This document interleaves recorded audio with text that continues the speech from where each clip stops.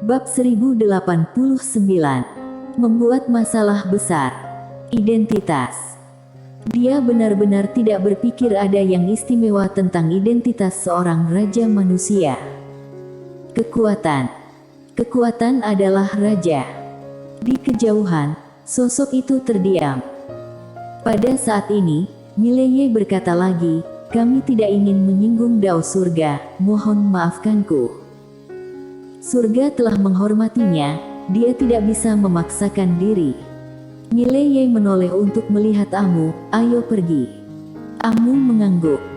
Amu membawa Mileye dan berjalan menuju kejauhan. Di belakangnya, sosok itu tidak berbicara, tetapi juga tidak menghilang, hanya berdiri di sana. Di kejauhan, Mileye tiba-tiba berkata, "Amu, kamu sepertinya cukup mengenal tempat ini." Amu tersenyum dan berkata, "Sudah diselidiki." Mileye memandang Amu, "Tujuanmu membawaku ke sini adalah agar aku mendapatkan warisan Kaisar Si." Amu mengangguk. Mileye bertanya, "Kenapa?" Amu berkedip, "Kenapa?" Mileye berkata, "Mengapa aku harus mewarisi warisan Kaisar Si?"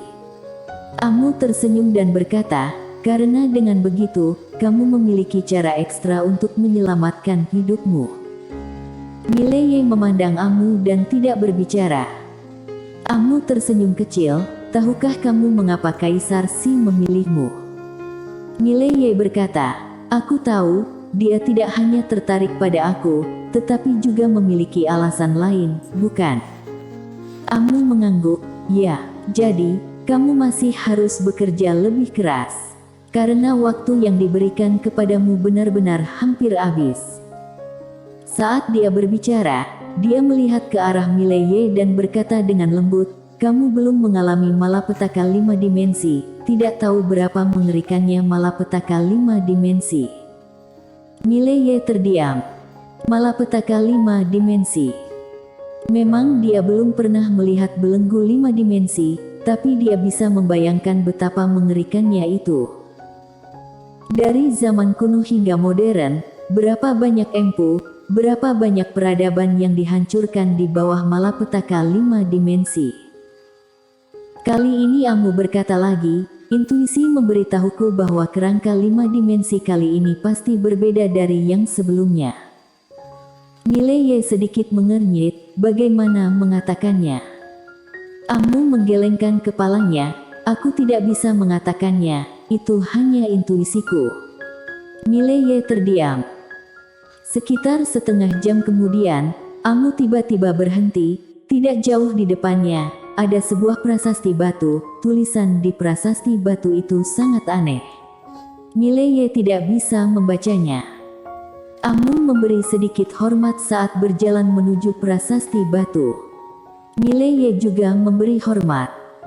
Amu melihat ke prasasti batu dan berkata dengan lembut, "Di sana juga dimakamkan seorang master yang pernah memberikan kontribusi besar bagi umat manusia."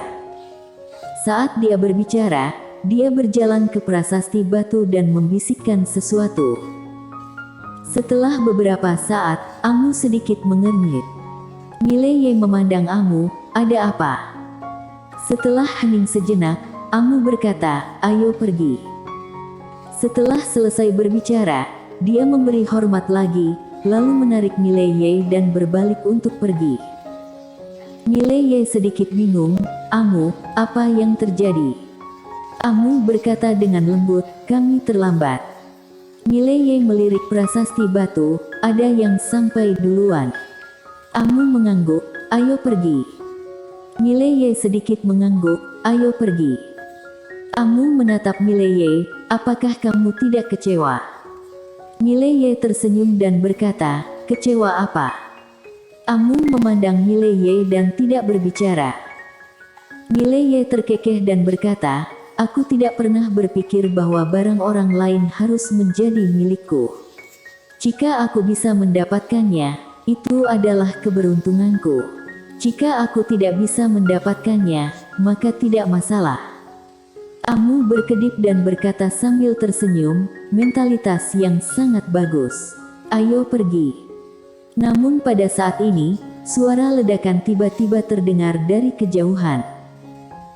Mileye dan Amu melihat ke arah sumber ledakan, di mana sosok yang mereka temui sebelumnya berada. Mileye sedikit mengernyit, dia tidak keluar dengan paksa, kan? Amu tiba-tiba berkata dengan suara yang dalam, itu tidak baik. Mileye memandang Amu, apa? Wajah Amu sedikit muram, dia mengkhawatirkan naga asli. Begitu suaranya jatuh, kekuatan yang kuat tiba-tiba melonjak dari bukit di kejauhan dan segera, kekuatan ini menyapu langsung ke arah naga alam asli yang sedang tidur. Melihat adegan ini, kelopak mata Mileye berkedut, lalu meraih Amu, ayo pergi. Setelah selesai berbicara, dia dan Amu langsung menghilang di tempatnya.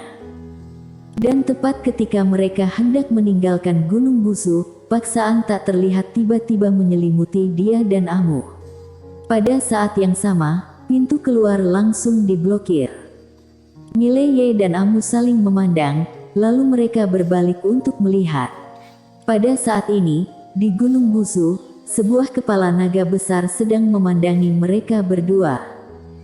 Bangun. Mileye berkata dengan lembut, bisakah kita mengalahkannya? Amu menggelengkan kepalanya, aku tidak bisa mengalahkannya. Mileye bertanya, apa yang harus aku lakukan? Amu berkata, bicaralah. Mileye. Amu menatap naga asli, dan memberi hormat sedikit, halo, naga asli senior. Di langit, naga asli menatap Mileye dan Amu, matanya acuh tak acuh, seolah-olah dia sedang melihat seekor semut. Amu berkedip, lalu berkata, pertahanan. Mendengar perkataan Amu, tiba-tiba naga alam asli mengaum. Naga keagungan yang sakti meluncur turun dari langit. Melihat kekuatan ini, ekspresi Mileye langsung berubah. Dia tidak berani meremehkannya sedikit pun. Dengan pemikiran di benaknya, tak lama kemudian, perisai Tai Chi tiba-tiba muncul di atas kepalanya. Duar. Ledakan memekakkan telinga tiba-tiba meletus antara langit dan bumi. Pada saat yang sama, seluruh Gunung Busu bergetar, naga keagungan yang kuat berosilasi ke sekeliling seperti gelombang. Tapi Mileye tidak ada hubungannya dengan Amu itu. Perisai Tai Chi itu dengan paksa memblokir pengeboman keagungan naga. Mileye juga sedikit terkejut, ini adalah pertama kalinya dia menggunakan perisai Tai Chi, dan dia tidak menyangka itu menjadi begitu kuat. Di langit, naga asli menatap perisai Tai Chi Mileye, dengan sedikit keraguan di matanya, perisai Kaisar Si. Amu melihat langsung ke naga asli, dia telah diwariskan oleh Kaisar Si. Naga asli menatap Amu, jadi apa? Mendengar ini, Amu berkedip, lalu menoleh ke arah Mileye, orang ini tidak ingin memamerkan wajah Kaisar Si, apa yang harus aku lakukan? Mileye merentangkan tangannya, ayo buat salad dingin. Amu. Pada saat itu, naga asli tiba-tiba berkata, siapapun yang melanggar dunia ini, mati. Setelah suara itu turun, dia tiba-tiba meraung lagi ke arah Mileye dan Amu di bawah. Pada saat yang sama, cakar naga besar turun dari langit, seolah ingin menghancurkan bumi. Melihat pemandangan ini, kelopak mata Amu berkedut. Dia mundur ke arah Mileye, pukul paru-parunya. Mileye. Tanpa banyak berpikir, Mileye dengan cepat mengorbankan perisai Tai Chi. Ketika cakar naga mendarat di perisai Tai Chi, seluruh perisai Tai Chi bergetar hebat. Meskipun perisai Tai Chi secara paksa memblokir cakar naga, tetapi wajah Mileye juga menjadi pucat saat ini. Perisai Tai Chi tidak terkalahkan, setiap kali dia mengaktifkan perisai Tai Chi, itu adalah konsumsi yang luar biasa baginya. Jika perisai Tai Chi memiliki kekuatan yang kuat, dia juga akan terpengaruh. Pada saat ini, cakar naga tiba-tiba ditekan. Duar. Perisai Tai Chi bergetar hebat. Mileye tiba-tiba merasakan kekuatan yang kuat, Tapi untungnya, tubuh fisiknya sendiri cukup kuat untuk menahan kekuatan ini secara tiba-tiba. Pada saat itu, Amu tiba-tiba berkata, "Yang mulia naga asli, kami tidak memiliki keluhan dan tidak ada permusuhan, kenapa menyerang kami?" Di langit, naga asli menatap Mileye dan Amu, "Siapapun yang melanggar di dunia ini akan mati." Suara itu jatuh, dan terbanting lagi. Duar. Pada saat ini, dunia bergetar. Di bawah perisai Tai Chi, wajah Mileye menjadi lebih pucat. Mileye memandang Amu, "Apakah ada cara?" Amu berkata dengan suara yang dalam, "Pukul dia." Mileye berkedip, "Oke." Setelah selesai berbicara, dia tiba-tiba menarik perisai Tai Chi, memegang pedang eter di tangannya, membubung ke langit, dan menebas cakar naga. Duar. Cakar naga itu dipotong oleh Mileye secara langsung. Melihat adegan ini, Mileye membeku. "Sepertinya aku tidak selemah itu, kan?" Seolah mengetahui apa yang dipikirkan Mileye, Amu tiba-tiba berkata, "Kamu sama sekali tidak lemah." Begitu suaranya jatuh, naga asli tiba-tiba menukik ke bawah. Wajah Mileye berubah. Dia mengangkat tangan kanannya ke langit, dan perisai Tai Chi diam-diam muncul. Duar. Perisai Tai Chi secara paksa memblokir dampak dari naga asli, tetapi pada saat ini, seluruh gunung Dewa Buzu bergetar secara langsung, seperti gempa besar, sangat menakutkan. Di bawah perisai Tai Chi, ekspresi Mileye menjadi ganas dan lambat laun. Kekuatan garis darah yang kuat melonjak dari tubuhnya. Duar. Mileye meraung, mengangkat pedangnya ke langit. Dalam sekejap, cahaya pedang yang tak terhitung jumlahnya menebas naga asli seperti badai. Dengan restu kekuatan garis darah, kekuatan tempur Mileye melambung tinggi saat ini.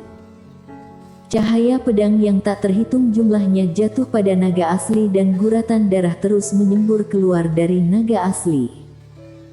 Namun, mengingat ukuran naga asli yang sangat besar, cedera kecil ini benar-benar bukan apa-apa. Mileye juga menemukan ini, dia bergegas langsung ke atas kepala naga alam asli, kemudian membanting pedangnya ke kepala naga asli. Pada saat ini, naga asli meraung tiba-tiba, kemudian ekor naga yang panjang menyapu langsung ke arah Mileye. Di mana ekor naga lewat, ruang hampa langsung tersapu menjadi kehampaan. Melihat pemandangan ini, Mileye tidak punya pilihan selain menarik pedangnya dan menghilang di tempat dalam sekejap. Ketika dia muncul kembali, dia sudah berada ratusan kaki jauhnya, tetapi saat ini, cakar naga besar sedang menghadap dia dari udara. Ikuti dia untuk menangkap. Dengan pemikiran di benak Mileye, perisai Tai Chi muncul di depannya lagi. Duar. Perisai Tai Chi bergetar hebat, tapi Mileye baik-baik saja. Melihat pemandangan ini, mata naga asli tiba-tiba menjadi ganas, menatap Mileye. "Manusia sialan, kamu berani memprovokasiku." Mileye tanpa ekspresi, "Kamu memukulku. Kamu memiliki kemampuan untuk membunuhku." Ah! Naga asli meraung tiba-tiba, saat berikutnya, langsung menghantam Mileye dengan ganas. Kelopak mata Mileye berkedut. Dia mengelak ke samping, muncul ratusan meter jauhnya. Naga asli langsung jatuh ke udara. Seluruh gunung Dewa Buzu bergetar hebat dan ruang hampa tempat dia menabrak langsung runtuh, menjadi zona mati. Naga asli berbalik untuk melihat Mileye, hendak menyerang lagi, tapi pada saat ini, Amu di bawah tiba-tiba berkata, "Berhenti memukul." Mileye menatap Amu, dan Amu menunjuk ke sebuah bukit di kejauhan. "Naga asli, kamu menjatuhkan gunung itu." Naga asli menoleh untuk melihat apa yang ditunjuk Amu. Di sana, bukit telah runtuh, dan cahaya redup perlahan melayang ke atas. Melihat pemandangan ini, wajah naga asli tiba-tiba berubah. Dia menoleh untuk melihat Mileye dan meraung, Manusia, kamu telah menyebabkan bencana.